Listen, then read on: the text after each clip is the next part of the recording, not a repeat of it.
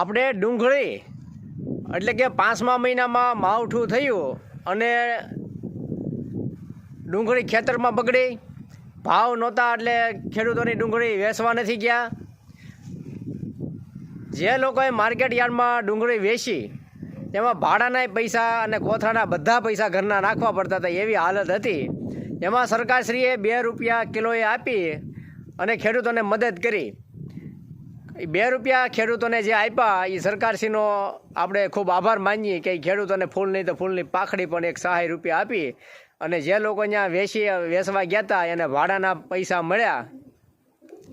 તો હવે આ માવઠું થયું અને ભાવ નહોતા મળતા એટલે જે લોકો ડુંગળી માર્કેટ યાર્ડમાં વેચી નથી શક્યા એવા ખેડૂતો કે જે લોકોએ ઢગલા ખટારા મોઢે ડુંગળીને ખેતરમાં પોળી કરી અને ખાતર કરી નાખવા પૂજ્યા એવી હાલત હતી.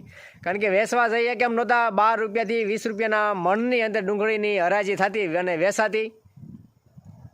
તો સરકારશ્રીએ આ જે યાર્ડમાં ડુંગળી વેચી એને 2 રૂપિયાની સહાય કરી, એ બહુ સારી બાબત છે.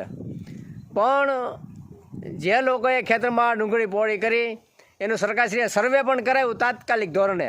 સર્વે પણ બહુ સરસ રીતે સર્વે થઈ ગયું બધાયનું, પણ હજી સુધી એ અમલવારીમાં આવ્યું નથી.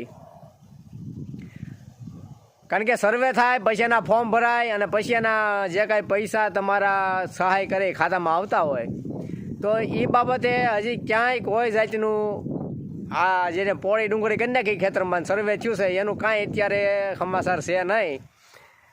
એટલે સરકારશ્રીને આપણે ધ્યાન દોરીએ કે જે લોકોએ ખેતરમાં હજારો મણ ડુંગળી પોળી કરી છે અને જે સર્વે કરી ગયા છે તો એને વહેલી તકે લાભ મળી રહે એના માટે આપણે આજ આ વાત કરીએ છીએ કે ભાઈ આ લોકોને ઓલા લોકો જે 2 રૂપિયા સહાય કરી એને તો એ મળી જવાના છે, નો ડાઉટ, હાલો ભાઈ મળી જશે એને.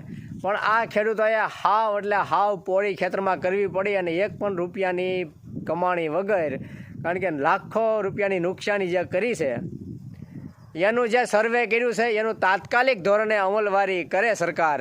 તો આપણે આપણા ધારાસભ્ય એવા લોક લાડીલા શ્રી મહેશભાઈ કસવાળા સાહેબને વિનંતી કરીએ કે આની વહેલી તકે અમલવારી થાય અને ખેડૂતોને લાભ મળે એવી તમામ ખેડૂતો આશા રાખે છે.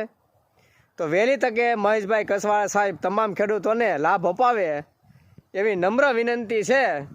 કારણ કે બધા ખેડૂતો અત્યારે વાટે બેઠા છે કે ભાઈ અમારે જ્યાં નુકસાન ગયું છે એમાં જે કાંઈ આવતું હોય અમારા ભાગ્ય ભરતું હોય એ તમામ ખેડૂતોને અપાવે.